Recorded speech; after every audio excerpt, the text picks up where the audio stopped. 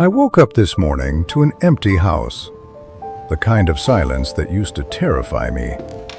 No footsteps in the hallway, no coffee brewing in the kitchen, no voice asking me how I slept. Just the sound of my own breathing and the ticking of a clock that has counted too many hours alone. I sat at the kitchen table and looked at the chair across from me. It has been empty for 3 years now. 3 years since I heard her voice. 3 years since someone called my name like it mattered. And for a moment, I felt that familiar ache rise up in my chest, that cold whisper that says, "You are alone now, and this is how it will be until the end." I am over 60 years old. Some days I feel every single year in my bones. Other days I look in the mirror and wonder where the time went, because inside, I still feel like the person I was at 30, just trapped in a body that forgot to stay young. I have outlived more people than I ever imagined I would. My parents left decades ago. My siblings, one by one, like candles being blown out in a dark room. My closest friends, the ones who knew me before I knew myself, they are gone too. And the person I thought would hold my hand until my very last breath, she left first. She left me here in this quiet house with nothing but memories and an empty chair. When you reach this age, you start to understand something that younger people cannot grasp, no matter how much you try to explain it. You become a ghost in a world that belongs to the living. You watch them rush past you, worried about deadlines and promotions and things that, from where I am standing, look like grains of sand slipping through fingers that will one day be as wrinkled as mine. They look at me sometimes with pity, as if being the last one standing is a tragedy, as if survival is a punishment rather than a gift. And on the hard days, the days when the silence feels like a weight on my chest, I wonder if they are right. But there is a secret that no one tells you until you get here. A truth that only reveals itself when everything and everyone has been stripped away. When the house is quiet and the phone stops ringing, and you are left alone with nothing but yourself and your memories. What remains is not emptiness. What remains is the truth. And that truth, if you are brave enough to face it, can set you free. If you are younger than me, I ask you to listen closely. Not because I have answers, but because I have walked a road you have not yet traveled. And maybe, just maybe, something I say will stay with you until you need it. If you are my age or close to it, pull up a chair, sit with me for a while. Let me tell you about the things that do not leave, the things that remain when the world has moved on without you. The first thing I learned, and it took me 60 years to understand this, is that we never truly own anything. Not really. In my 40s and 50s, I thought my life was defined by what I had built. My career, my house, my reputation, my savings. I protected those things like they were part of me, like they would last forever. But now I look at my hands, these weathered hands that built so much, and I realize they are empty. And for the first time, that is okay. I have watched the homes I lived in be sold to strangers who will never know the stories those walls hold. I have watched my professional legacy fade into irrelevance, forgotten by people who were not even born when I retired. The awards on my shelf collect dust. The titles I once carried mean nothing now. Everything I built with such determination, such sacrifice, has dissolved like morning fog. But here's what I discovered. What remains is not the trophy. It is the character you forged while trying to win it. The sleepless nights that taught you perseverance. The failures that taught you humility. The difficult decisions that taught you who you really are when no one is watching. I realized, too late perhaps, that the people we love are only on loan to us. We do not own our spouses. We do not own our children. We do not own our friends. We are simply guardians of their time for a little while, caretakers of moments that were never ours to keep. When you stop trying to hold on to people, when you stop gripping so tightly out of fear, something changes. The grief of their departure transforms. It stops feeling like a robbery and starts feeling like gratitude for the loan. You stop asking why they left and start being thankful they were ever here at all. What remains is the love you gave. Because that is the only thing that does not rot, does not fade, does not get sold at an estate sale or forgotten in an attic. The love you gave lives on, even when you cannot see it. It lives in the people you touched, in the moments you created, in the ripples you set out into the world that will keep spreading long after you are gone. When you are young, you spend your life waiting for the big moments. The wedding day, the promotion, the dream vacation, the house with the white fence. You live with your eyes fixed on the horizon, always believing that happiness is waiting in the next chapter, the next achievement, the next milestone. I made that mistake for decades. I chased the peaks and ignored the valleys. I celebrated the summits and rushed through the climbs. And now, looking back, I realized that life was never about the mountains I conquered. Life was about the walk between them. The quiet Tuesday afternoon when my daughter fell asleep on my shoulder and I could feel her heartbeat against my chest. The rainy Sunday when my wife and I said nothing for hours, but somehow said everything. The unremarkable evening when my father taught me to fish and we sat in silence. And in that silence, I felt more connected to him than in any conversation we ever had. Those moments, the ones I barely noticed at the time, they are what remain. They have grown louder with every passing year, while the big achievements have faded to whispers. If I could go back, I would not chase more success. I would chase more noticing. I would linger longer over a cup of coffee, feeling the warmth in my hands. I would listen to the birds with more intention. I would look at the people I love for one more second, memorizing the way light falls on their faces. What remains at the end of a long life is a collection of small, beautiful nothings that turned out to be everything. One of the hardest parts of watching everyone leave is the solitude. We are a generation that was taught to stay busy, work hard, keep moving, fill every hour with productivity and purpose. Stillness was weakness. Silence was failure. But when the children moved out and built lives of their own, when the friends passed on one by one, when the career ended and the calendar emptied, I was left alone with a stranger, myself. Most people spend their entire lives running from themselves. They use noise and work and relationships and entertainment to drown out their own thoughts. They stay busy because busy feels safe. Busy means you do not have to sit with the questions that have no answers. Busy means you do not have to face the person you have become. But at 60, you cannot run anymore. Your body will not let you. Your knees ache, your back protests, and eventually, you have no choice but to sit down.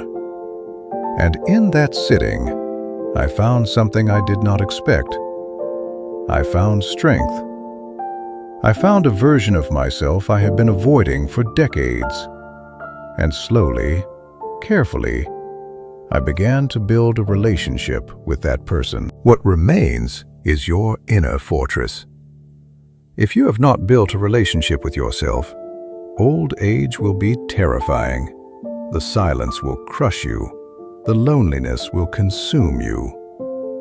But if you have learned to be your own companion, if you have made peace with the person in the mirror, then solitude becomes something else entirely. It becomes a sanctuary. I have learned that I am enough. Not perfect, never perfect, but enough. I have learned to forgive the man I was at 25, reckless and arrogant. I have learned to forgive the man I was at 50, so focused on achievement that he forgot to live. What remains is a quiet peace with myself, a gentle acceptance of all my flaws and failures and foolish mistakes. You realize eventually that you were your own best friend all along. You just did not know it. People ask me if I have regrets. Of course I do. Only a fool or a liar says they have none. A life without regret is a life unlived, because regret means you cared enough to wish you had done better. But at this age, I have learned to distinguish between regret and remorse. They are not the same thing. I regret the risks I did not take, the business I was too afraid to start, the trip I kept postponing until it was too late, the words of love I kept locked inside because pride was easier than vulnerability. I regret playing it safe when I should have been brave. But what remains, what haunts me in the quiet hours, is not regret. It is remorse. Remorse for the times I was not kind. We spend so much energy trying to be right. We argue over politics and money and petty grievances. We hold grudges like they are precious treasures. We protect our egos as if our egos are who we really are. But as I watch the names in my address book get crossed out one by one, I have come to understand something that I wish I had learned decades ago. Being right is the loneliest victory in the world. You can win every argument and lose every person who mattered. What remains is the knowledge that kindness was always the correct answer. Always. No matter the argument, no matter the offense, no matter how justified the anger felt in the moment, kindness was always the path that led somewhere worth going. If you have someone to call today, call them. Not to settle a score or rehash an old wound. Call them to say 3 simple words. I am glad you exist. Because one day, they will not be there to answer. And all the points you scored, all the battles you won, they will mean nothing in the silence that follows. There is a strange grace that comes with watching the world move on without you. I see the young people with their devices and their new words and their frantic energy. I see them chasing the same illusions I chased. I see them making the same mistakes I made. At first, it made me bitter. I felt like the world was leaving me behind, like I was becoming irrelevant. Like everything I knew and valued was being erased and replaced with something I did not understand. But then I realized something that changed everything. The world is supposed to move on. That is how it works. That is how it has always worked. Every generation watches the next one rise and feels that same mixture of pride and loss, hope and mourning. It is not a tragedy. It is the natural order of things. It is beautiful if you can learn to see it that way. What remains is the role of the witness. I am here to see the cycle continue.